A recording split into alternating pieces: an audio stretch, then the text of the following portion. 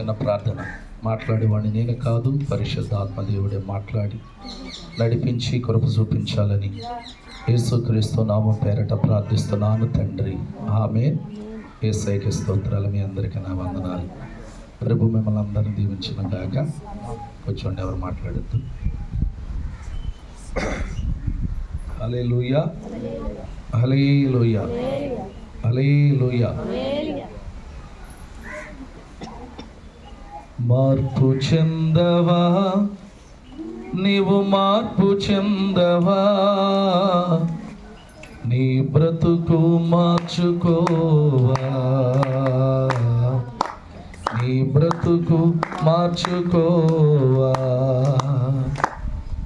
అనుకూల సమయం ఇది నని వెరిగి మారు మనసు నీవు పొందవా.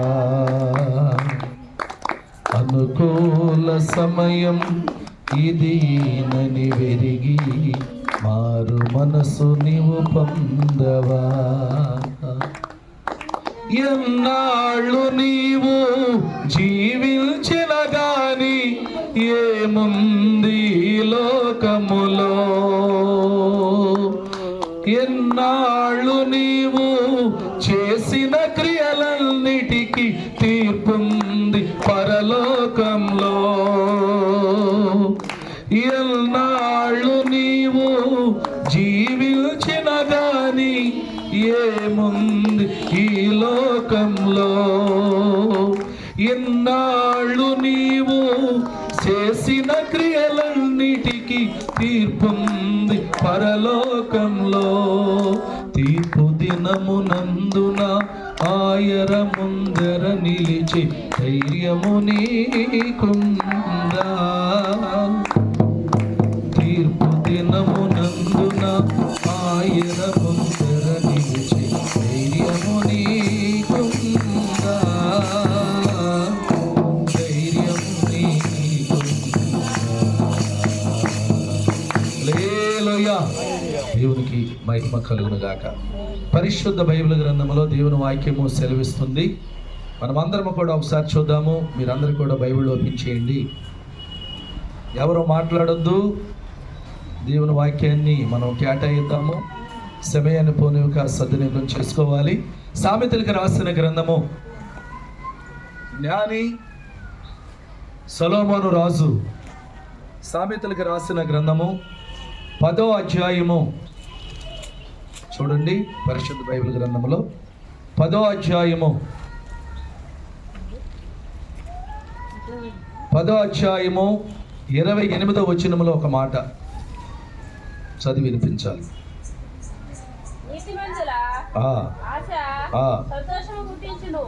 సరిగట్టిగా చప్పట్లు కొడదాం. ఏమనుంది దేవుని వాక్యములో మనం చూసుకున్నప్పుడు, నీతిమంతులు ఆశపడినప్పుడు ఆ ఆశ సంతోషాన్ని పుట్టిస్తుంది. ఒకసారి గట్టిగా చప్పట్లు కొడదాం. ఇది ఎవరికి దక్కింది అన్నాడు? ఎవరు పొందుకుంటారన్నాడు? నీతిమంతులే. దేవుడు అంటున్నాడు, దేవుడు మాట్లాడుతున్నాడు, నీతి కలిగి నీతి యావత్తు కలిగి నువ్వు నా సన్నిధిలోకి వచ్చి ప్రార్థన చేసి మొరపెట్టి నువ్వు అడిగితే ఆశ గల ప్రాణాన్ని తృప్తిపరుస్తానన్నాడు. మేలుతో గట్టిగా చప్పట్లు కొట్టాలి. ఏం కావాలి? ఏ ఆశ కలిగి ఉన్నావు? ఏ ఆసక్తితో దేవుడు సన్నిధిలోకి వచ్చావు? ఇదిగో దేవునికి నీతిమంతుడిగా నీతిమంతురాలుగా కనపడుతున్నావా? ఈ ఉదయకాల సమయంలో దేవుడు వాక్యం మాట్లాడుతుంది. ఇదిగో ఈరోజు విశ్రాంతి దినం. దేవుని వాక్యం ఏమని సెలవిస్తుందంటే, ఇదిగో నీతిమంతుల ఆశ దేవుడు ఏం చేస్తాడంట? రెట్టింపు సంతోషాన్ని కలగజేస్తాడంట. దేవునికి స్తోత్రం. ఒకసారి గట్టిగా చప్పట్లు కొడదామండి. ఏ రకంగా దేవుడు మనకి ఆశీర్వాదాన్ని కలగజేస్తాడు? ఏ రీతిగా దేవుడు మన పట్ల ఈ అద్భుతాలు చేస్తాడు అని అంటే, దేవుని ఎదుట నీతి కలిగి ఉండాలంట. దేవునికి స్తోత్రం. సామెతల గ్రంథమంతా కూడా చూస్తే నీతిమంతులు ఏరు కదిలించబడదు, నీతిమంతులు ఇల్లు గొప్ప ధననిధి, నీతిమంతులు ఎన్నటికీ నశించపోరు, నీతిమంతులు తలంపులు మరి వ్యక్తములని దేవుని వాక్యం సెలవిస్తుంది. దేవునికి స్తోత్రం. పరిశుద్ధ బైబిల్ గ్రంథంలో మనం దేవుని వాక్యాన్ని చూసినప్పుడు ప్రభు మనందరితో మాట్లాడుతున్న మాట, నీతిమంతులు ఆశించింది వారికి కంపల్సరిగా దొరుకుతుంది. దొరికినప్పుడే కదా సంతోషం కలిగేది. నీతిమంతుల ఆశ వ్యర్థమైపోదు. నీతిమంతులు అడిగింది ఏది కూడా జరగగా మానదు. కారణం ఏంటంటే దేవుని ఎదుట మనం అందరం కూడా ఎలా ఉండాలంట? నీతిమంతులుగా ఉండాలంట. దేవునికి స్తోత్రం. పరిశుద్ధ బైబిల్ గ్రంథంలో ఆ మాటను చదివినప్పుడు చాలా ఆనందకరమైన విషయం, సంతోషకరమైన విషయం మరి దేవుని వాక్యం మనకి కనపడుతుంది. నేను ఒక మాట చెబుతాను, ఎవరు మాట్లాడొద్దు. మనుషులపై పెట్టుకునే ఆశలు ఒక్కసారి నిరాశ పరిచిన దేవునిపై ఉంచిన నమ్మకం ఎప్పుడు వ్యర్థము కాదు. ఒకసారి గట్టిగా చప్పట్లు కొట్టండి. మనుషులపై ఆశ పెట్టుకోవద్దు. ఏంటంట? మనుషులపై ఆశ పెట్టుకుంటే అది చేస్తాం, ఇది చేస్తాం, అది ఇస్తాం, ఇది చేస్తామని లాస్ట్ వరకు మాటలతో నిన్ను సంతోషపరిచి లాస్ట్ నేనేం చేస్తారంట? నిరుత్సాహపరుస్తారంట. గట్టిగా చప్పట్లు కొట్టండి. కాబట్టి ఇదిగో మనుషులపై ఆశ పెట్టుకునవద్దు. మరి ఎవరిపైన ఆశ పెట్టుకుని ఉండాలంటే దేవుని పైన. దేవునికి స్తోత్రం. కాబట్టి ఇదిగో దేవుని వాక్యము సెలవిస్తుంది, ఆయన మాటలపై ఆధారపడి జీవించే ప్రతి ఒక్కరి జీవితాన్ని దేవుడు తప్పకుండా మరి నిండైన సంతోషంతో నింపుతాడు. ఒకసారి గట్టిగా చప్పట్లు కొడదాం. మనుషులపై నువ్వు ఆధారపడితే నిరుత్సాహపరుస్తారు, కానీ దేవుడు తగిన కాలమందు తగిన సమయమందు నిన్నేం చేస్తానన్నాడు? సంతోషముతో నింపుతానన్నాడు. దేవునికి స్తోత్రం. కాబట్టి మన జీవితంలో మనం ఏం చేయాలి? ఎవరిపై ఆశ పెట్టుకోవాలి? ఎవరి వైపు చూడాలి? ఎవరి వైపు తిరగాలి? ఎక్కడికి రావాలి? దేవుడు సన్నిధిలోకి వచ్చి ఇదిగో దేవుడు మాట్లాడుతున్నాడు. ఎవరు మాట్లాడుతున్నాడు అంటే ఇదిగో ఎవరైతే నీతిమంతులుగా ఉంటారో వాళ్ళందరికీ ఆశీర్వాదం కలుగుతుందని సొలొమోను అనే జ్ఞానితో ప్రభు మాట్లాడితే ఆ యొక్క మరి ఆయన రచించిన ఈ యొక్క సొలొమోను మరి సామెతల గ్రంథంలో ఆ మాటను మనకు చూపిస్తున్నాడు. దేవునికి స్తోత్రం. కాబట్టి మన జీవితాల్లో మనుషులపైన మనం ఆశపడకూడదు, మనుషులపై ఆధారపడకూడదు, మనుషులపై మనం జీవించకూడదు, కానీ దేవుని పైన ఆధారపడి ఇదిగో నీ జీవితం అంతా కూడా దేవుని పైన ఆనుకొని ఉంటే ఇదిగో నిండైన సంతోషం దేవుడు నీకు నింపుతానని మాట్లాడుతున్నాడు. దేవునికి స్తోత్రం.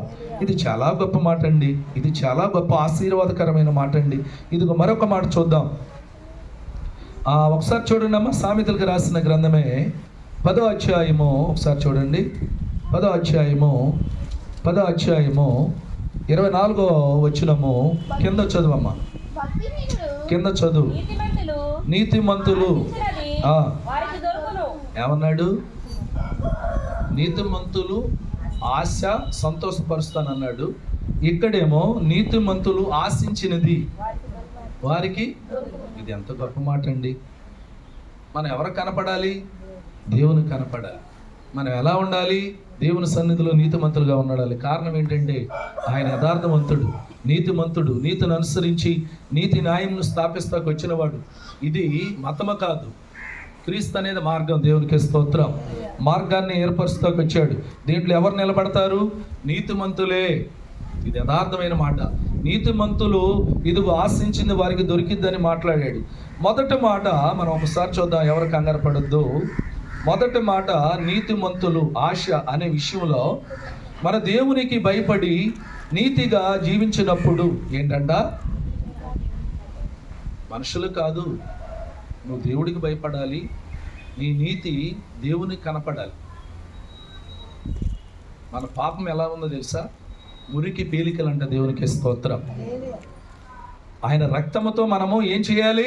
మన పాపాన్ని కడుక్కొని నీతిమంతులుగా తీర్చబడి యేసయ్య రక్తము ద్వారా యేసయ్య ఎదుట నిలబడినప్పుడు ఇదిగో దేవుడు నీతో మాట్లాడుతున్నాడు. మనం దేవునికి భయపడి జీవించినప్పుడు మరి ఆయన ప్రార్థన, ఆయన మన ప్రార్థనలు ఆలకిస్తాడు. నీతిమంతులు ఆశించిన దానికి వారికి దొరికినని దేవుని వాక్యం సెలవిస్తుంది. దేవునికి స్తోత్రం. ఎంత గొప్ప మాట అండి. కాబట్టి దేవుడు మాట్లాడుతున్న మాట మరి ఆయన మన హృదయాల వాంఛనలను నెరవేరుస్తాడు. హృదయ ఆలోచనలు, హృదయ వాంఛనలు దేవుడు ఏం చేస్తాడంట? నెరవేర్చి మన ఎంట ఉండి నడిపిస్తాడంట. దేవునికి స్తోత్రం. పరిశుద్ధ బైబిల్ గ్రంథంలో మొదట మాటలో ఉన్న భావం ఏంటంటే నువ్వు ఎప్పుడు దేవునికి భయపడి నీతిగా జీవించినప్పుడు అప్పుడు నీతిమంతులు ఆశించింది వారికి దొరికింది. మనం 2వ అధ్యాయం చదువుకున్నాం కదా, సామెతలకు రాసిన గ్రంథము 10వ అధ్యాయము 24వ వచనంలో ఉంది కదా ఆ మాట. నీతిమంతులు ఆశించింది వారికి దొరికిద్దని. అంటే మొదట మాటలో ఏమనుంది? ఎప్పుడైతే నువ్వు నీతిని అనుసరించి నీతిగా నువ్వు నడుస్తావో అప్పుడు నువ్వు కోరుకున్నది, నువ్వు ఆశించింది నీకు దొరికిద్దని దేవుని వాక్యం సెలవిస్తుంది. కాబట్టి ఇదిగో నీ యొక్క ఆశలన్నీ కూడా దేవుడు ఏమన్నాడు? నీ హృదయ వాంఛనలన్నీ నెరవేరుస్తానన్నాడు. రెండో మాట సంతోషము పుట్టించును అని దేవుని వాక్యం మనము చూసుకుందాం. సంతోషము పుట్టించుననే మాట ఇదిగో మనం చూసినప్పుడు ఒకసారి చూడండి అమ్మా, కీర్తనలకు రాసిన గ్రంథము ఒకసారి చూద్దాము. దేవుని ప్రేమ ఆశ్రయించిన మరి ఆయన పైన భారముతో వేసినప్పుడు మనం ఆయన నిజమైన సమాధానము కలుగుతుంది. దేవుని ప్రేమను ఎవరైతే అనుసరిస్తారో, ఆశ్రయిస్తారో, దేవుని పైన ఎప్పుడైతే ఆనుకొని ఉంటారో, నీ భారమంతా దేవుని పైన ఎప్పుడు వేస్తావో, ఆయన వైపు నువ్వు ఎప్పుడు చూస్తావో మన మనస్సుకు నిజమైన సమాధానం కలుగుతుందని దేవుని వాక్యం సెలవిస్తుంది. దేవునికి స్తోత్రం. కాబట్టి ఇదిగో రెండో మాటలో ఉన్న భావం ఏంటంటే, నిన్ను ఆశ్రయించిన వారందరూ సంతోషించుదురు. కీర్తనలకు రాసిన గ్రంథము 51వ అధ్యాయము ఒకసారి చూడండి అమ్మా. కీర్తనలకు రాసిన గ్రంథము 55వ అధ్యాయము 11వ వచనం. కీర్తనలకు రాసిన గ్రంథము 5వ అధ్యాయము 11వ వచనం చదవాలి. 5:11 వచనం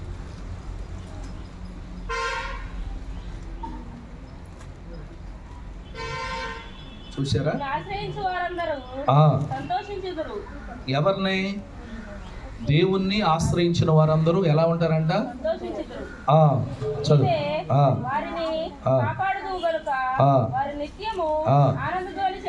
ఒకసారి గట్టిగా చప్పట్లు పడదాం.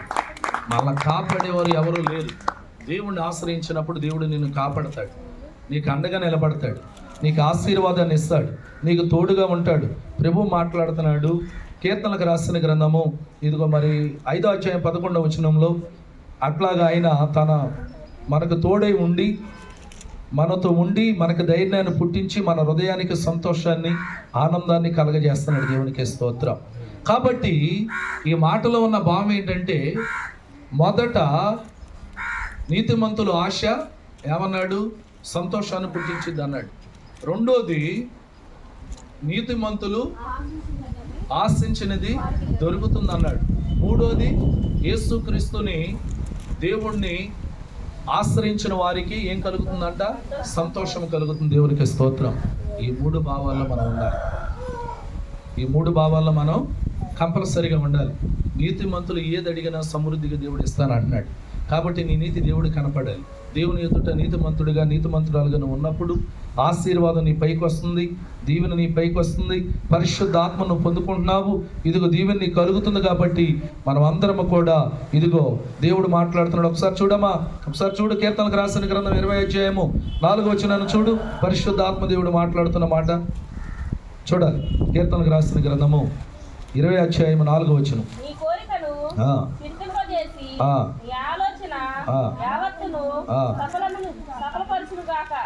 ఎంత గొప్ప మాట అండి. నీ కోరికని అంతేనామా సిద్ధింపజేసి నీ ఆలోచన యావత్తును సఫలపరుస్తానంటే నువ్వు అనుకున్నది జరిగింది. నీ కోరికలు నెరవేర్చబడతాయి. నీ యావత్తు మొత్తం కూడా దేవుడు గొప్పగా దీవిస్తాడు. ఇది ఎలా ఉంటే ఆయన సన్నిధిలో కనపడి ఆయన ఆరాధించి నీ హృదయము నీవు ఆయన ఎదుట నీతిమంతుడిగా, నీతిమంతురాలుగా ఉండాలి. దేవునికి స్తోత్రం. నీతిమంతుడిగా ఉన్నప్పుడు, నీతిమంతురాలుగా ఉన్నప్పుడు కలిగే ఆశీర్వాదం, కలిగే దీవెన, కలిగే ఆ మహిమ నువ్వు పొందుకుంటావు. దేవునికి స్తోత్రం. పరిశుద్ధాత్మ దేవుడు మాట్లాడుతున్న మాట మనం ఒక్కసారి చూద్దాము. మనం అందరము కూడా ఎవరు కంగారు పడొద్దు. దేవుని వాక్యాన్ని చూద్దాం. నీతో నా జీవితం సంతోషమే, నీతో నా అనుబంధం మాధుర్యమే, నీతో నా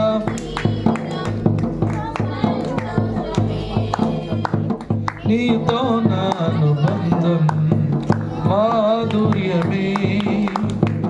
నా యేసయ్యా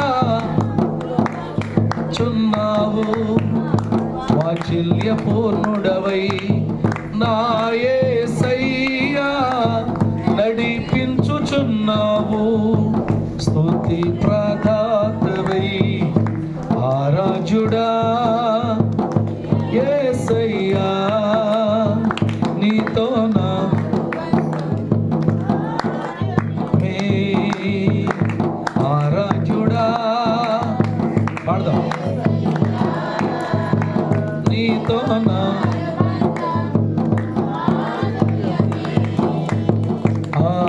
ఆకాశమందుండి ఆశీర్వదించితివి, అభాగ్యుడనైన నేను కనికరింపబడి తిని.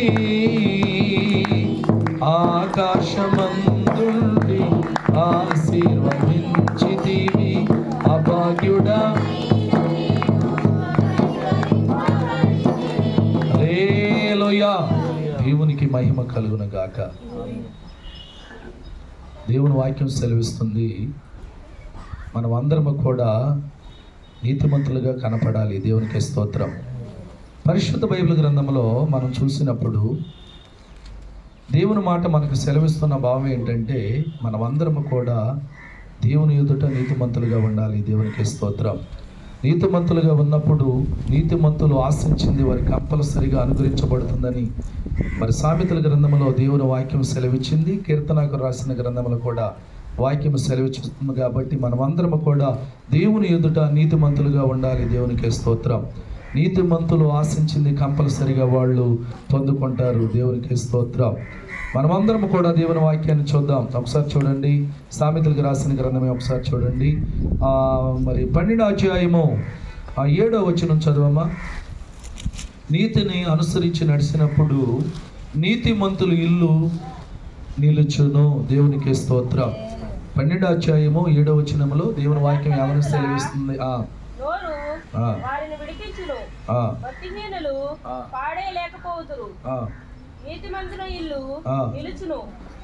ఇక్కడ ఏమని దేవుని వాక్యం సెలవిస్తుందంటే, నీతిమంతుల ఇల్లు కష్టాలు వచ్చినా, శ్రమలు వచ్చినా, ఇబ్బందులు వచ్చినా, వేదనలు వచ్చినా, బాధలు వచ్చినా, కరువు వచ్చినా, కష్టాలు వచ్చినా, కన్నీళ్ళు వచ్చినా, ఎన్ని రకాల ఇబ్బందులు కలిగినా లాస్ట్ ఫైనల్ ఏమన్నాడు ఆయన?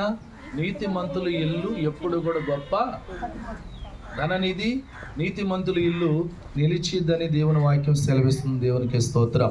కాబట్టి మరొక మాట మనం చూసినప్పుడు 12వ అధ్యాయము 13వ వచనములో కూడా 12వ అధ్యాయం 12వ వచనం చూడమ్మా.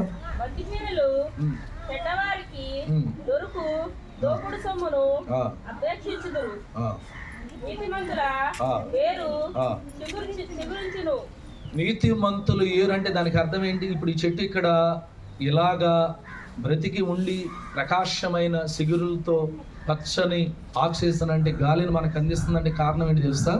ఈ చెట్టు కింద ఏరు ఎలా ఉందంట? మీరు ఆలోచించాలి. ఏరు లేకపోతే బ్రతకగలిగిద్దా? అంటే మన శరీరము అంతరంగంలో ఉన్న ఆత్మ, ఈ వాక్యంలో ఉన్న భావం ఏంటంటే, నీతిమంతులు వేరు సిగురించిద్ది అంటే నీ ఆత్మకి ఎప్పుడు ఇబ్బంది ఉండదు. నీ ఆత్మ ఎప్పుడు కూడా ఎలా ఉండిద్దంట? సిగిరించి ఫలించి అభివృద్ధి చెందిద్ది. ఎలాగా? దేవునికి స్తోత్రం. కాబట్టి ఏరుందా? ఏరు లేకపోతే ఎలా ఏమైపోద్ది? ఎండిపోద్ది. కాబట్టి నీతిమంతులుగా ఉన్న అప్పుడు, నీతిమంతులుగా దేవుని ఎదుట కనపడినప్పుడు నీతిమంతులు ఏరు ఎలా ఉండిద్దంట? ఎంత గొప్ప మాట అండి. దేవునికి స్తోత్రం. కాబట్టి మనమందరము కూడా నీతిమంతులుగా ఉండి నీతిమంతులుగా ఆయన సన్నిధిలో యథార్థముగా కనపడినప్పుడు దేవుని ఆశీర్వాదం పొందుకుంటాం. దేవునికి స్తోత్రం. ఒకసారి చూద్దాం మరొక మాట. 11వ అధ్యాయం చూడమ్మా. ఒకసారి చూడు, 11వ అధ్యాయము. ఎవరు మాట్లాడద్దు.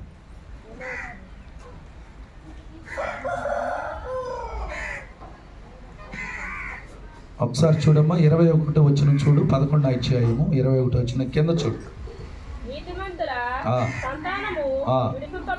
ఏమన్నాడు? నీతిమంతులు ఉన్న కుటుంబంలో వారికి కలిగిన బిడ్డల్ని కష్టం వచ్చినా, బాధ వచ్చినా, ఇబ్బంది వచ్చినా, విలుకు వచ్చినా, వేదన వచ్చినా, శ్రమ వచ్చినా, వారి పైకి మరణమే వచ్చినా, గురే వచ్చినా ఏం చేస్తానన్నాడు? విడిపిస్తానన్నాడు. విడిపించనన్నాడా? విడిపిస్తా.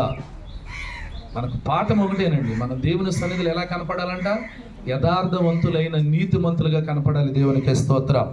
మరొక భావం అక్కడే చూడు. 23వ వచనాన్ని చదువమ్మా. నీతిమంతుల కోరిక, ఇక దాంట్లో మార్పు లేదు. దేవుడు కూడా ఇష్టమైందంట. నీతిమంతులు కోరుకున్న కోరిక ఉత్తమమైనది. అంటే ప్రభువు పరిశోధించి చెప్తున్న మాట ఏంటంటే, నీతిమంతులు ఏదైతే కోరుకుంటారో అది ఉత్తమమైనది. కాబట్టి ప్రభు ఏం చేస్తానన్నాడు? దాన్ని కంపల్సరీగా నెరవేరుస్తానన్నాడు. దేవునికి స్తోత్రం. ఆశీర్వాదము, వెలుగు, దీవెన మనందరికీ కలుగుతుంది. దేవునికి స్తోత్రం. మనమందరము కూడా నీతిమంతులుగా ఉండాలి. హల్లెలూయా. మరొకసారి చూద్దాము. మరి ఒకసారి చూడండి 11వ అధ్యాయము. ఒకసారి 11వ అధ్యాయం ఒకసారి మీరు అందరూ చూడండి. అందరూ చూడండి. 8వ వచనాన్ని చదవండమ్మా. నీతిమంతులకి ఎన్ని కష్టాలు వచ్చినా, ఎన్ని బాధలు వచ్చినా ప్రభు ఏం చేస్తానన్నాడు? తప్పిస్తానంటున్నాడు. దేవుడు మన దగ్గర నుంచి ఏం కోరుకుంటున్నాడు? అది కావాలి. ఏం కోరుకుంటున్నాడు? దేవుడు మాట్లాడుతున్నాడు. దేవుడి సన్నిధిలో మొరపెట్టి ఆయన యాజకులు, ప్రవక్తలు, సేవకులు కూడా నీతిమంతులుగా కనపడ్డారు కాబట్టి వారికి ఎన్ని కష్టాలు వచ్చినా, బాధలు వచ్చినా ఏం చేశాడు? ఆ బాధల నుంచి ఎవరిని నడిపించాడు చెప్పండి? దేవుడిని దీవించును గాక. 7 బాధలు కలిగినా, 7 బాధలు నీకు సంభవించినా 8వ విషయం నుంచి నేను నడిపిస్తాను అన్నాడు. దేవునికి స్తోత్రం. అలాగనే ఆయన దేవుడికి నీతిమంతుడిగా కనపడ్డాడు. శ్రమలు వచ్చినాయి, కన్నీళ్ళు వచ్చినాయి, కష్టాలు వచ్చినాయి, బాధలు వచ్చినాయి, విరుకులు వచ్చినాయి, ఇబ్బందులు వచ్చినాయి. లాస్ట్ ఫైనల్లో చనిపోయే స్థితికి వచ్చాడు. అయినా ఆయన నీతిని ఎక్కడ కోల్పోలేదు. ఎవరో? ఏబు గారు. కాబట్టి దేవుడు అంటున్నాడు ఆయన యథార్థ వర్తనుడు. దేవుడు సాక్ష్యం ఇస్తున్నాడు. మన జీవితాల్లో సాక్ష్యం ఉందా? ఏమని? ఏబుని అంటున్నాడు, ఏబు నా బిడ్డ యథార్థవంతుడు, నీతిని అనుసరించి ఉన్నాడు కాబట్టి అతడు ఇదిగో నా ఎదుట నీతిమంతుడిగా, సమాజం ఎదుట నీతిమంతుడిగా ఉన్నాడు కాబట్టి మొదట కోల్పోయినవన్నీ కూడా మరలా 2 అంతలు దీవెనలు ఇచ్చాడు. గట్టిగా చప్పట్లు కొట్టాలి. కారణం ఎక్కడి నుంచి వచ్చింది? ఆశీర్వాదం ఎక్కడి నుంచి పొందుకున్నాడు అని అంటే, ఏబో తన హృదయాంతరంగంలో నుంచి మరి దేవుడు పరిశోధన చేసినప్పుడు నీతిమంతుడిగా కనపడ్డాడు. ఎవరో? దేవుడే సాక్ష్యం ఇస్తున్నాడు. ఎవరి సాక్ష్యం ఇస్తున్నాడు? ఏబు నీతిమంతుడు. భూమి మీద అసమంటి మానవుడు ఇక ఎవరో లేరు. దేవునికి స్తోత్రం. కాబట్టి మన నీతి ఎప్పుడైతే దేవుని ఎదుట కనపడిద్దో మనమందరము కూడా మరి ఇదిగో బాధల నుంచి, ఇబ్బందుల నుంచి విడిపించబడతాం. దేవునికి స్తోత్రం. హల్లెలూయా, హల్లెలూయా, హల్లెలూయా, హల్లెలూయా. దేవుని వాక్యము సెలవిస్తుంది, కాలము చాలా విలువైనది. చేయి జారిపోయిన నిమిషాన్ని మరలా తిరిగి తీసుకోవాలంటే చాలా కష్టంతో కూడిన పని.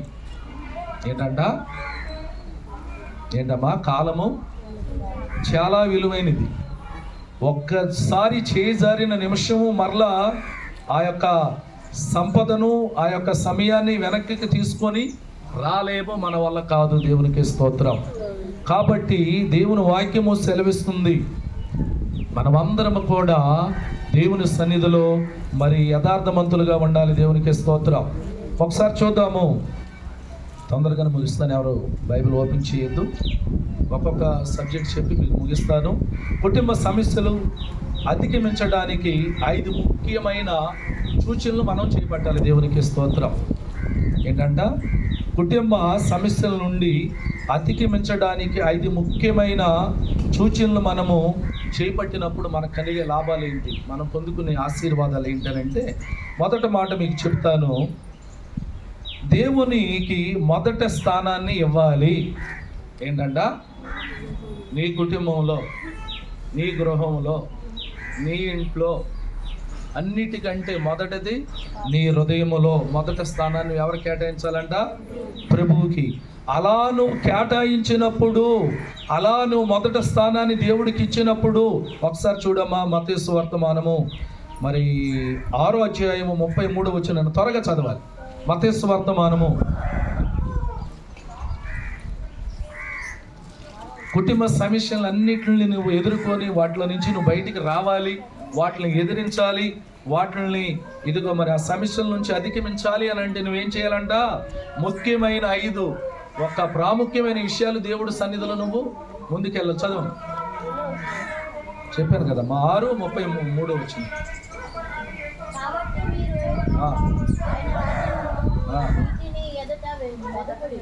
ఒకసారి గట్టిగా చప్పట్లు కొడదాం. కాబట్టి మొదట మన కుటుంబంలో ఎవరిని ఎతకాలంట? యజమానుడే కానీ, యజమానురాలే కానీ, బిడ్డలే కానీ, కుటుంబ సభ్యులే కానీ, భర్తే కానీ, భార్య కానీ, బిడ్డలే కానీ, అన్నిటికైనా ముఖ్యమైనది మొదట దేవుని రాజ్యమును, నీతిని మొదట వేదికుడి. ఒకసారి గట్టిగా చప్పట్లు కొడదాం. మొదట దేవుని రాజ్యములో నీతిని వెతికినప్పుడు నీకు ఆశీర్వాదం, దీవెన, వెలుగు, మహిమ కలుగుతుంది. కుటుంబ సమస్యల నుంచి నువ్వు విడిపించబడగలుగుతావు. కుటుంబంలో నుంచి ఇదిగో నీ కుటుంబాన్ని రక్షించుకోగలుగుతావు. సాతాను శక్తుల నుంచి, దురాత్మ శక్తుల నుంచి దేవుని వాక్యం మాట్లాడుతుంది. కుటుంబం జీవితంలో దేవునికి మొదటి స్థానాన్ని ఇచ్చినప్పుడు ఆయన మనకి మార్గదర్శి, శాంతి మరియు ఆశీర్వాదం లభించే ఆశీర్వాదాన్ని మనకిస్తాడు. గట్టిగా చప్పట్లు పట్టాలి. అవునాడు. నీతిమంతులు అంటే ఏం చేయాలంటే మొదట దేవుణ్ణి ఎతకాలి, అంటే మీ హృదయంలో ఆయన నింపుకోవాలి. రెండో మాట చూద్దాం. ఎవరు మాట్లాడద్దు. మొదటి మాట గుర్తుపెట్టుకోండి, దేవునికి మొదటి స్థానాన్ని ఇవ్వాలి. రెండో మాట, ఒకరు కొరకు ఒకరును ప్రేమించి క్షమించండి. అంటే ఒకరినొకరు ప్రేమ కలిగి, అంటే దేవుని ప్రేమ కలిగి క్షమించే మనస్తత్వం కలిగి ఉండాలి. దేవునికి స్తోత్రం. ఎఫెసీయులకు రాసిన పత్రిక 4వ అధ్యాయము 32వ వచనం చదవాలి.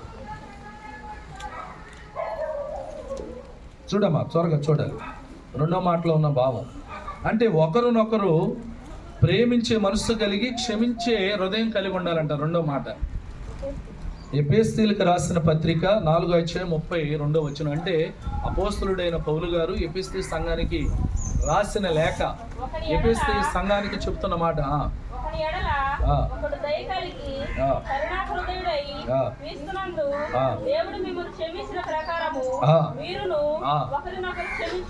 ఒకసారి గట్టిగా చప్పట్లు కొడదాం. నీతిమంతులుగా ఉండటం కాదు, నీతిమంతులుగా దేవుడి సన్నిధిలో కనపడటం కాదు, నీతిమంతులుగా దేవుడి సన్నిధిలో ప్రార్థన చేస్తాం కాదు, కానీ ఏ భావం కలిగి ఉండాలంట? మొదట దేవునికి స్థానాన్ని ఇవ్వాలి. రెండోది ఏమన్నాడు ఇప్పుడు? ఒకరినొకరు. క్రీస్తు కూడా ఏం చేశాడు? అలాగా క్షమించాడు కాబట్టి మన భారాన్ని ఆయన మోయగలిగాడు. ఆయన భారాన్ని మనం మోయగలుగుతామా? మన భారము చాలా బరువైనది, కానీ ఆయన ఏం చేశాడు? ఆ భారాన్ని మోసాడు. దేవునికి స్తోత్రం. కాబట్టి మనం అందరం ఏం చేయాలంట? ఒకరిని ఒకరు క్షమాపణ మరియు ప్రేమ కుటుంబ బంధాలను బలపరుస్తాయి. కోపం మరియు సమస్యలు మరింత ఇదిగో మరి బాధను పెంచుతాయి. అంటే ఇక్కడ పాపము, బాధలు అన్నీ తగ్గించుకొని మరి ప్రేమించే మనసు కలిగి, క్షమించే మనసు కలిగి ఉన్నప్పుడు దేవుడు నీ కుటుంబాన్ని బలపరుస్తాడంట. దేవునికి స్తోత్రం. ఇది ఎఫెసీ సంఘానికి చెప్పిన మాట. అపోస్తలుడైన పౌలు గారు ఇది ఎఫెసీ సంఘానికి కాదు, ఇది మనకు చెబుతున్న మాట. దేవుడు వాక్యం. హల్లెలూయా. ఇప్పుడు ఏ మాటలు చదువుకున్నాం మనం? మొదటి మాట ఏంటి? మొదట నీ హృదయంలో దేవునికి స్థానాన్ని ఇవ్వాలి. రెండోది ఏంటి? ప్రేమించే మనసు కలిగి ఉండాలి. మూడోది చెప్తాను ఏనండి, ఎవరు మాట్లాడద్దు. మూడో మాట, ప్రార్థన ద్వారా సమస్యలను దేవునికి అప్పగించండి. ఏం చేయాలంట? ఇక్కడికి వచ్చిన నీవు పక్క వాళ్ళకి, పై వాళ్ళకి, నీ వాళ్ళకి చెప్పుకునేంత అవసరం లేదు. నీకు బాధ వచ్చినప్పుడు దేవుడు సన్నిధిలో ప్రార్థన ద్వారా నీ బాధ, నీ కన్నీళ్లు, నీ కష్టము, నీ రోదన, నీ ఇబ్బంది, నీ విరుకు ఎవరికి అప్పచెప్పాలంటే నువ్వు ప్రార్థన ద్వారా ప్రభువుకి అప్పచెప్పాలి. అప్పగిస్తే ఏం కలుగుతుంది? ఏం పొందుకుంటున్నాం మనం అంటే? దేవుడి సన్నిధిలోకి వచ్చిన నీవు ఏం చేయాలంట? నీ బాధ అంతా కూడా దేవునికి అప్పగించాలంట. ఒకసారి చూడమ్మా, ఫిలిప్పీయులకు రాసిన పత్రిక 4వ అధ్యాయము 6వ వచనం 7వ వచనం వరకు చదువు. 4వ అధ్యాయము 6వ వచనం 7వ వచనం త్వరగా చదవాలి. ఇది కూడా అపోస్తలుడైన పౌలు గారు.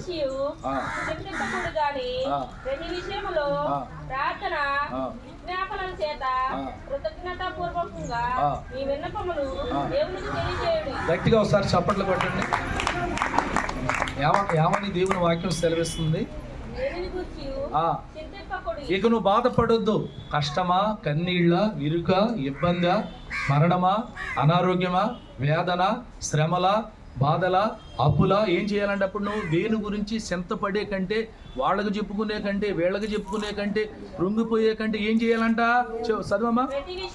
ఇదిగో ప్రతి ఒక్క విషయం, అంటే సంతోషమైన, ఆనందమైన, బాధ అయినా, కష్టమైన, ఏదైనా సరే ప్రతి ఒక్క విషయము ప్రార్థన. ప్రార్థన విజ్ఞాపన అంటే అర్థం ఏంటో తెలుసమ్మా? చెప్పాలి. విజ్ఞాపన ప్రార్థన. నీలో ఉన్న బాధంతా విజ్ఞాపన అంటే దేవునికి ప్రతి ఒక్క సమయంలో విజ్ఞాపన చేయి. ఒకటికి రొంటక మూట, అలాగా నువ్వు ప్రార్థన దేవుడి దగ్గర నుంచి జవాబు వచ్చేదాకా చేస్తానే ఉండాలి. చదువు. ఎలాగా? కృతజ్ఞత పూర్వకంగా. నువ్వు పాపంగా చేస్తే రాదు. రెవ్వా నువ్వు మాకుండావా, నీ దగ్గరకు వస్తున్నావు, నీకు ప్రార్థన చేస్తాను, నీ సన్నిధిలో కనపడుతున్నావు, దైవజనుడు ప్రార్థన చేస్తున్నాడు, ఏంటి ఈ కష్టాలు బాధలని నువ్వు బాధపడే కంటే కృతజ్ఞత అర్పణ అంటే హృదయపూర్వకముగా గట్టిగా చప్పట్లు కొట్టండి. మళ్ళీ ఇక్కడ ఒక భావం ఉంది, అంటే పై ప్రార్థన కాదు కానీ హృదయంతరంగాలో నుంచి కృతజ్ఞత అర్పణలతో నువ్వు దేవునికి ప్రార్థన అప్పగించినప్పుడు, విజ్ఞాపన ప్రార్థన ఏం కలుగుతుంది అప్పుడు చూడమ్మా. అప్పుడు సమస్త జ్ఞానమునకు మించిన దేవుని సమాధానము క్రీస్తు వలన మీ హృదయములకును మీ తలంపులకును కావలియుండును. బా ఎంత గొప్ప మాట అండి. నీ జ్ఞానం ఎక్కువ, నీ తెలివితేటలు ఎక్కువ, నీ ఆలోచనలు ఎక్కువ, ఏది ఎక్కువ కాదు. దేవుడి దగ్గర నుంచి వచ్చే దీవుని గొప్పదే. అంతే కదా మాటలో ఉన్న భావం. మనం ఏం చేయాలంట? నీ కష్టం వచ్చిన, బాధ వచ్చిన, నీ చింత యావత్తు మూడో విషయంలో మాట్లాడిన మాట అదే కదా, ఆ మాటే కదా. ఏమన్నాడు? దేవునికి అప్పగించినప్పుడు దేవుడి దగ్గర నుంచి వచ్చే ఆశీర్వాదం, జ్ఞానము చాలా గొప్పది. దేవునికి స్తోత్రం. ఇక్కడికి ఎన్ని మాటలు అయినాయి? మూడేనా? మూడా నాలుగా? మూడు. ప్రతి కష్ట సమయంలో కుటుంబ సమస్యలు సభ్యులతో కలిసి ప్రార్థన చేయడం ద్వారా దేవుని దగ్గర నుంచి సహాయము నువ్వు పొందుకుంటావు. ఇది వాస్తవం. నీ కష్టం వచ్చినప్పుడు భర్తను పక్కన పెట్టి నువ్వు ఒక్కదానే ప్రార్థన చేసుకోకూడదు. నీ భర్త, నీ భార్య, నీ బిడ్డలు మొత్తం కలిసి సంతోషంలో అయినా ఆనందంలో అయినా ప్రతి ఒక్క విషయంలో ప్రార్థన చేయాలి. ఇక్కడికి మూడు మాటలు అయినాయి, అంతే కదా. మూడు మాటలు ఏంటి అర్థం చెప్పండి? మొదటి మాట ఏంటి? మొదట హృదయానికి, రెండు, మూడు ప్రార్థన ద్వారా నీ యొక్క ప్రతి ఒక్క సమస్యలు దేవునికి అప్పగించుకోవాలి. దేవునికి స్తోత్రం. నాలుగో విషయానికి వచ్చాం. ఎవరు కంగారు పడదు, అయిపోవచ్చింది. నాలుగో విషయం ఏంటో చూద్దాం. సహనముతో మరి యొక్క వినయముతో ప్రవర్తించండి. మనిషికి కావాల్సింది ఏంటంట? మొదట సహనము, వినయము. చూడమ్మా ఒకసారి అధ్యాయం చూడు ఒకసారి చెప్తాను. ఇది కూడా ఎఫెసీయులకు రాసిన పత్రిక 4:2 చూడాలి. 4:2 కలిగించే ఐక్యమును కాపాడుకొనుడు యందు శ్రద్ధ కలిగి వారై ప్రేమతో ఒకరినొకడు తగ్గించుచు మీరు పిలువబడిన పిలుపునకు తగినట్లుగా దీర్ఘశాంతముతో కూడిన సంపూర్ణ వినయముతోను సాత్వికతతోను నడుచుకొనవలెనను. చాలా ఒకసారి గట్టిగా చప్పట్లు కొడదాం. దేవుని వాక్యం ఏమైనా చెబుతుందంటే సహనంతో మరియు వినయముతో ప్రవర్తించండి. ఎఫెసీయులకు రాసిన పత్రిక 4:2 ఈ మాటలో ఉన్న భావం ఏంటంటే కుటుంబ సభ్యులందరూ ఎలా ఉండాలంట? సహనం. కూడినప్పుడు కుటుంబ సభ్యులు కలహములను తగ్గించుకోవాలి. కుటుంబాలు ఏముండకూడదు? సహనం ఉండాలి.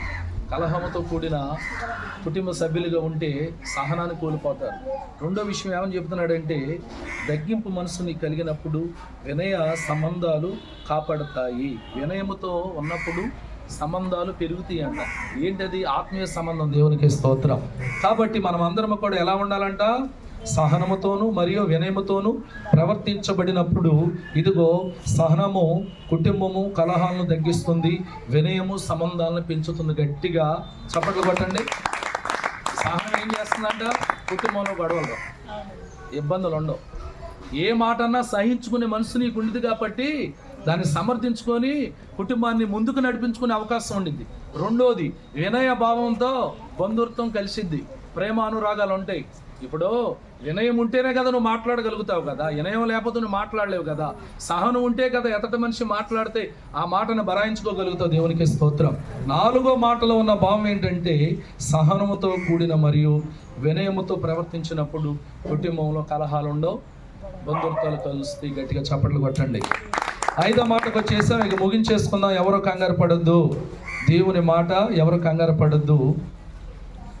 కీర్తనలకు రాసిన గ్రంథము 133 కీర్తన 1 ఈ 5వ మాటలో ఉన్న భావం ఏంటంటే ఐక్యతను కాపాడుకోండి. ఏంటంట? ఐక్యతను కాపాడుకోండి. చూడండి 133 కీర్తన 1 చూడాలి. ఐక్యతను ఐక్యత కలిగి నివసించుట ఎంత మేలు, ఎంత మనోహరము. అది తల మీద పోయబడి అహరోను గడ్డము మీదుగా కారి అతని అంగీల అంచుల వరకు దిగజారిన పరిమళ తైలం వలె నుండును. సీయోను కొండల మీదకి దిగివచ్చు హర్మోను మంచు వలె నుండును. ఆశీర్వాదము శాశ్వత జీవమును అచ్చట నుండవలెనని యెహోవా సెలవిచ్చి ఉన్నాడు. చాలు. ఐక్యత కలిగి ఉంటే పొందుకునే ఆశీర్వాదం. లాస్ట్ ఫైనల్ మాట ముగించేసుకుందాం.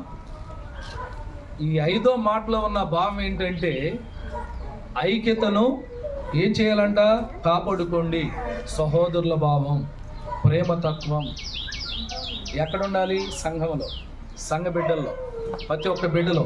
ఎప్పుడైతే మీరు ఇలా కలిగి ఉంటారో ఏముందంట అక్కడ? శాశ్వత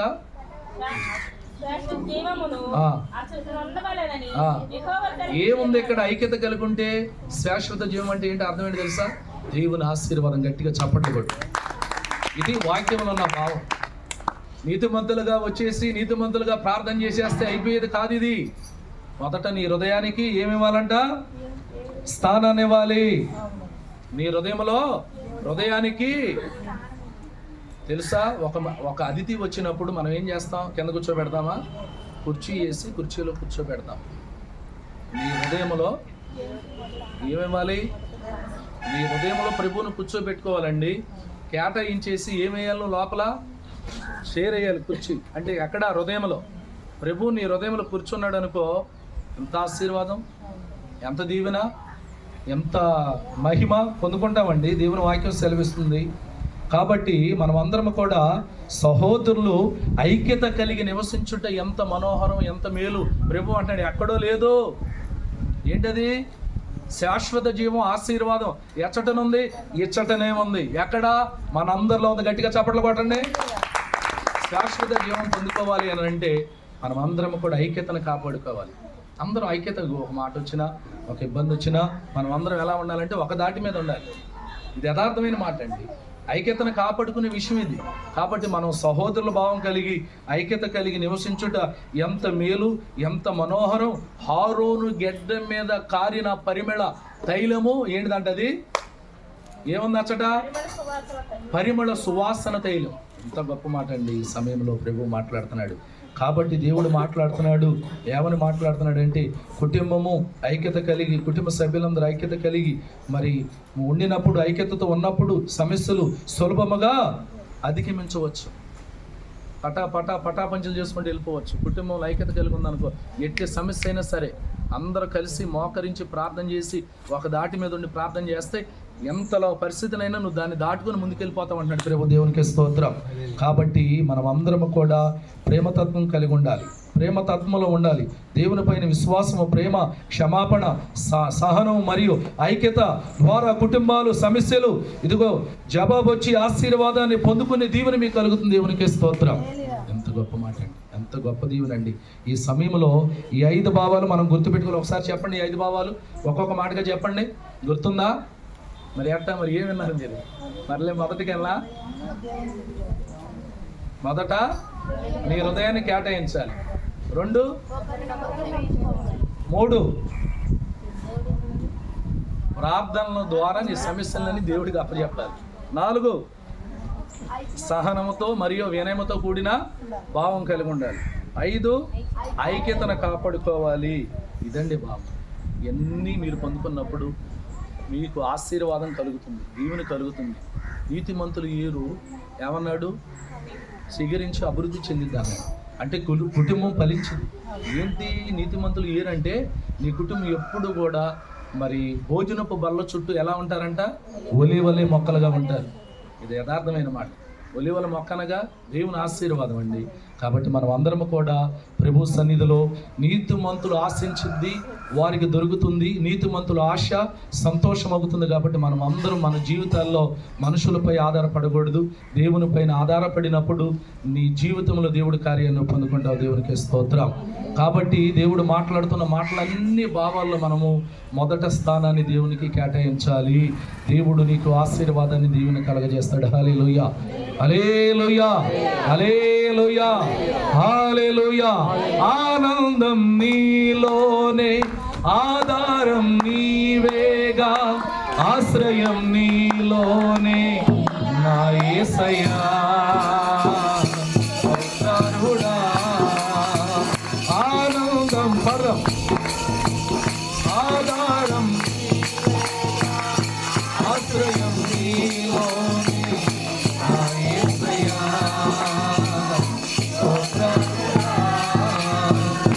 ఆరాధేలే దినందు జీవించినావు, నీ సాక్షిగా విలను జీవిందును సాక్షాతమై. ఆనందం ఆధారం ఆశ్రయం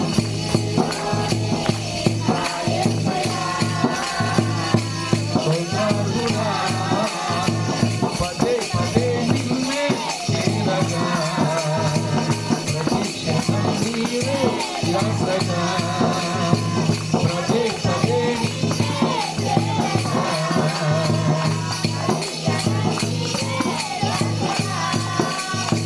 తలవరాల తోటలో తల్లిటి బాటలో, తలవరాల తోటలో తల్లిటి బాటలో కాపాడే కవచముగా నన్ను ఆవరించిన దివ్యక్షేత్రమా, స్వర్గగీతమా. ఆనందం ఆధారం ఆశ్రయం నా యేసయ్యా సౌందర్యుడా. హల్లెలూయా. దేవునికి మహిమ కలుగును గాక. దేవుడి కొద్ది వాక్యాన్ని దీవించి ఆశీర్వదించి మహిమ ఘనత ప్రభావములు ప్రభువుకి చెల్లును గాక. అందరూ తలలో ఉంచండి. ప్రార్థన. కృపామయుడ జ్యోతిర్మయుడ ఆశీనుడ కృపాశక్తి సంపన్నుడ, నీ బిడ్డలందరినీ దర్శించి ఇదిగో నీతిమంతులు ఆశ సంతోషపరచినట్లుగా నీతిమంతులు ఆశించింది వారికి దొరుకుతుంది. నీతిమంతులు ఇల్లు నిత్యము నిలుచును, నీతిమంతులు ఏరు సిగురించింది అని నీ వాక్యముతో మీరు మాట్లాడి ఉన్నారు. అయ్యా, నీ కృప, నీ దయ, నీ సంకల్పం, నీ యొక్క ఆశీర్వాదం బిడ్డలపైన ఉండాలి. మొదట స్థానాన్ని దేవునికి ఇవ్వాలి. అంటే ఏంటి దాని అర్థం? అంటే మొదట నీతిని వెతకాలి అని దేవుని వాక్యం సెలవిచ్చింది. ప్రభువా, ప్రతి ఒక్క భావంలో ఉన్న యొక్క మర్మాలను మీరు బయలుపరిచినందుకు మీకు వందనాలు, స్తోత్రాలు. మీ బిడ్డలందరూ సహోదరుల భావం కలిగి ఐక్యత కలిగి ఉండాలి. ప్రభువా తండ్రి, జ్ఞాపకం చేసుకొని ప్రభువా నీతిమంతులు ఎన్నటికీ పడిపోరు అని దేవుని వాక్యం సెలవిస్తుంది, కదిలించబడరు అని దేవుని వాక్యం సెలవిస్తుంది. ఈ బిడ్డలందరి పైన నీ యొక్క సిగిరింపు కలగజేసి ఆశీర్వాదాన్ని దయచేసి పేరు పేరున సంఘాన్ని అభివృద్ధిపరిచి విస్తరింపజేసి నీ బిడ్డలను కనికరించి కాపాడి రక్షించి బలపరచమని, ఏ కష్టాల్లో వచ్చారో, ఏ బాధల్లో వచ్చారో, ఏ ఇబ్బందుల్లో వచ్చారో, ఏ ఇరుకుల్లో వచ్చారో, వారికి కావలసింది ఏంటో, వారు ఏది అడుగుతున్నారో ఇదిగో నీ పాదాలు పట్టుకొని సేవకుడిగా బతిమాలుకుంటున్నాను ప్రభువా. వారి కొరకు నేను మొరపెడుతున్నానయ్యా, వారి కొరకు విజ్ఞాపన ప్రార్థన చేస్తున్నానయ్యా. ఇదిగో నాయన, నా కన్నీళ్లతో నీ పాదాలు కడుగుతున్నా. సంఘ బిడ్డలందరినీ దీవించండి అయ్యా. ఇది నువ్వు ఏర్పరిచిన సంఘం, నువ్వు ఇచ్చిన సంఘం. ఈ సంఘం నీ సంఘం ప్రభువా. ఏది శాశ్వతం కాదని నీ వాక్యం సెలవిస్తుంది. కారణం ఏంటంటే దేవుని ఆశీర్వాదం ఉన్నవారే ఈ సన్నిధిలో నిలబడగలుగుతారన్నా ప్రభువా. ఈ సంఘాన్ని మీరు ఏర్పరచుకొని, ఈ సంఘాన్ని మీరు సిద్ధపాటు చేసి, ఈ సంఘాన్ని మీరు నడిపిస్తున్నందుకు మీకు వందనాలు, స్తోత్రాలు. నేను ఏ పార్టీ వాడిని నాయన, ఎన్నిక లేనివాడిని, అర్హత లేనివాడిని, దౌర్భాగ్యుడిని, అయోగ్యుడిని, అల్పుణ్ణైన నన్ను నా ప్రభువా మీ రక్తంతో కడిగి నిలబెట్టినందుకు మీకు వందనాలు, స్తోత్రాలు.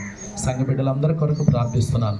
ఇక్కడ కూడి వచ్చిన ప్రతి ఒక్క బిడ్డ కష్టాన్ని తీర్చమని, బాధలు తీర్చమని. ఇదిగో నీ వాక్యం సెలవిచ్చింది కదా నా ప్రభువా. ఇదిగో నా తండ్రి, మీరు మాట్లాడున్నారు కదా, నీతిమంతులు ఆశ సంతోషం అవుతుంది. అంటే నీతిమంతులు ఆశపడినది వారికి దొరుకుతుంది, నీతిమంతులు ఆశించింది వారు పొందుకుంటున్నారని నీ వాక్యం. ఇక్కడున్న నీ బిడ్డలందరూ నీ నీతిని వెతుకుతాకి నాయన, నీతిమంతులుగా నీ సన్నిధిలోకి వచ్చి మొదట నాయన ఇదిగోండి నా ప్రభువా, వారి హృదయాల్లో నీకు కేటాయించి వారు మొదటి స్థానాన్ని ఇచ్చారు ప్రభువా. వారి కష్టాలు బాధలన్నీ తీర్చమని, సంఘంపై నీ వెలుగుంచమని, రక్షించమని యేసుక్రీస్తు నామములో నా ప్రభు మీకన్నీ ధారాళంగా సమృద్ధిగా ఇచ్చునుగాక. మీరందరూ అధికమైన మేలు పొందుకునుగాక. మీ రుణ బాధ్యతలు తీరిపోవునుగాక. మీ కష్టాలు తీరిపోవునుగాక. మీ బాధలు తొలగిపోవునుగాక. మీ ఇబ్బందులు విడుదలైపోవునుగాక. మీలో ఉన్న చీకట శోధనలు కాలిపోవునుగాక. నా ప్రభు హస్తం మీ పైకి వచ్చునుగాక. మీరు ఏదైతే కోల్పోయి ఉన్నారో మరలా రెట్టింపు నా ప్రభు సమస్తం ధారాళంగా మీకు ఇచ్చునుగాక. యేసు రక్తమే చేయం, సిలువ రక్తమే చేయం. యేసు రక్తంలో సంపూర్ణమైన విజయం మనందరికీ కలుగునుగాక. సాతానికి అంత నాశనమే కలుగునుగాక. ప్రభు రక్తమునకు విజయమే కలుగునుగాక. ఆమేన్. యేసయ్యకి స్తోత్రాలు. మీ అందరికీ నా వందనాలు. పేరు పేరున ప్రభు మిమ్మల్ని అందరినీ దీవించునుగాక. ఆమేన్.